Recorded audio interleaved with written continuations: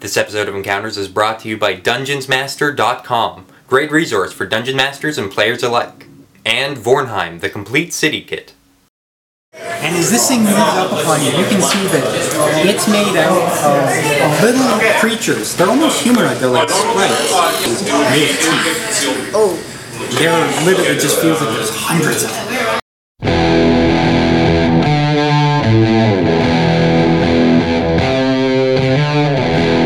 Hey, I'm Chenier. The turnout has been so good for D&D Encounters so far this season that we've had to open a third table, and that means we've had to have another Dungeon Master. And I volunteered. This is the most important thing you can have when you're going to run a game. I've been Dungeon Mastering for 6 months now, so I'm pretty new, but it went really well. This session, I was hosting a game with Margaret, who played Bashir, the Blackguard, Robbie, who played a Githzerai Sword Mage, Craig, who again played Vareth, the Vampire, and Will, who ended up playing Dendra, the Eladrin Vampire. Vampire's popular this season. This session kicked off with all of the heroes boarding up the Old Owl Inn. You can see that the dwarven party has sort of gotten together and they're like breaking down tables, breaking the legs off of them, and trying to board up benches. You can once see the full moon in the background. It's almost the sky is completely black and filled with terrible swirling clouds. Everything looks a little more twisted, and a little more, frankly, it just looks a little more deep. This doesn't seem normal by any stretch from me. One thing they noticed once they were starting out was that 2 of the NPC characters that were there were missing.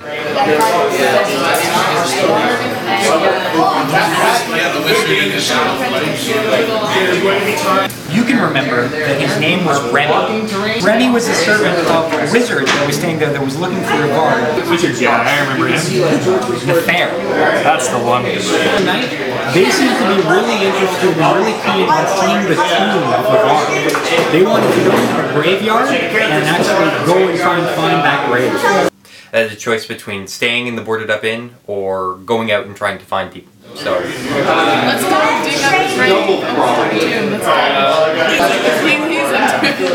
they ventured out into the darkness. You can see in the distance, you see a light moving, and it's sort of bobbing in the distance, and it's growing closer. I just hope that's a good Who's out there? And you see it's like this light, you can see that it's a torch. You recognize that it's right up here, and you can tell it's the same guard that was in the previous one. They all ran into Grimbold, the human guard NPC that had been around. How have you been, Grimble? Nice night for a while. He looks to you. Is that supposed to be funny? I chuckled a little. They're all the travelers from the inn, right? That's right. This dark that's fallen over DuPont, it's everywhere. Do you have any idea what's going on? It's a Shadowfell, right? Yeah, you mentioned that. I didn't know if we you all know that you've passed into the Shadowfell.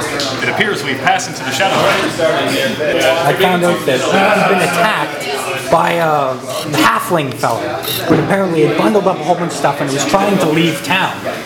One of my guards tried to stop him, find out if he knew what anything was going on, and the little bugger stabbed him. He tells you that they were moving with, a lot of purpose.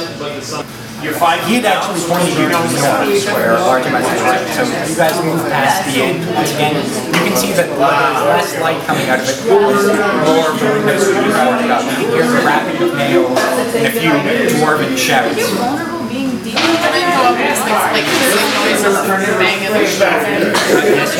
That's great. You hear a gurgling scream. Our player's kind of mischievous this time around. It's kind of cool. The dwarf says, "Shut up, you scaredy cat. What are you doing? Screaming at nothing." 5GP says it was a glorp. You're all starting on that bridge. So they cross a little bridge, and then Here it seems to be darting from tree to tree. This enormous thing rises out of the water. They're smaller, but they just look absolutely pointy and horrid. It's not like a cloud of mist, it's more like a large cloud of light. His tongue is covered with spines. Yikes. And then they were ambushed by monsters. Giant mutant frogs and cloud of terrible imp monsters. Unlike the last encounter where we had 8 players, our party of 4 was not quite up to snuff against these kind of monsters. He's not smited. So the Force Song, it just throws you backwards. Stomp. And it gets like right up in your business. The ground. At the start of your turn, in order to get up, that's your move. I'm also bloody. That is a bonus number that you can get on that face. You throw an X into the water. There were a lot of close calls. Okay, what do you guys have in the way of blasts? Or range.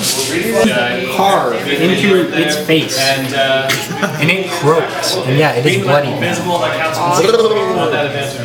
a ways away from everyone. And it looks like they could use your help. Yes. Should I get up? Yeah, if you're charging him, you have to, when you hit him in the face with your magical sword and attack as you're charging him, you open his mouth and your hand and then he sort of like wobbles over and kind of collapses in a heap. He's dead. Yeah, technically well. Yeah. 2 players down. When your character is knocked unconscious, you have to make saving throws to make sure that you don't die, and you get up to 3 strikes. Roll after roll, Will and Robbie failed their death saving throws. It's always a bit tense when a player is confronted with the death of their character. Make a heal check. Since you're in the roughest shape, up here. You try to sustain. 18. You get to spend a healing surge. They made it! They made it in the last second and saved each other. Craig and Margaret were able to heal their companions, and they were able to live to see another day. Session 2 of Encounters, in the bag. Went really well. Now they're left with the trail that Remy left, heading deeper into the Dark Woods. Will the players venture deeper into the Dark Woods? Or will they head back to town to try and fight off the terrible spiders that were plaguing it?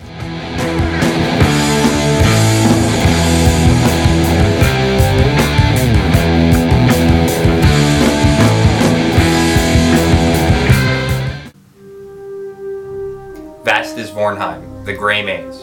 Its towering alleys sprawling through the winds of the polar plain like a long-spined insect frozen in time. But I'm not here to tell you about that. This book is not about Vornheim, it's about running Vornheim, or any other city, in a fantastic medieval setting. A little while ago, I picked up the Vornheim, the Complete City Kit by Zach Sabbath. For those of you who haven't heard of Zach Sabbath, he hosted I Hit It With My Axe, a D&D show that was featured on The Escapist. He also has a really great blog called Playing D&D with Porn Stars. Link right here. The Vornheim City Kit is really great because it's more of a tool than any other kind of book. It allows you to randomly generate almost anything for any kind of city adventure, be it the city itself with maps, a floor plan generator, a complete random NPC generator, lots of tools for creating adventures. This is really a great tool for new and old DMs alike. The book is structured in an extremely efficient manner. This is the kind of book that has been made for ease of use above all else. Wizards of the Coast products, while extremely pretty, well designed, and chock full of great information, they're not as intuitive and sort of easy to pick up and use as they could be. Vornheim, the Complete City Kit, that's what it is in a nutshell.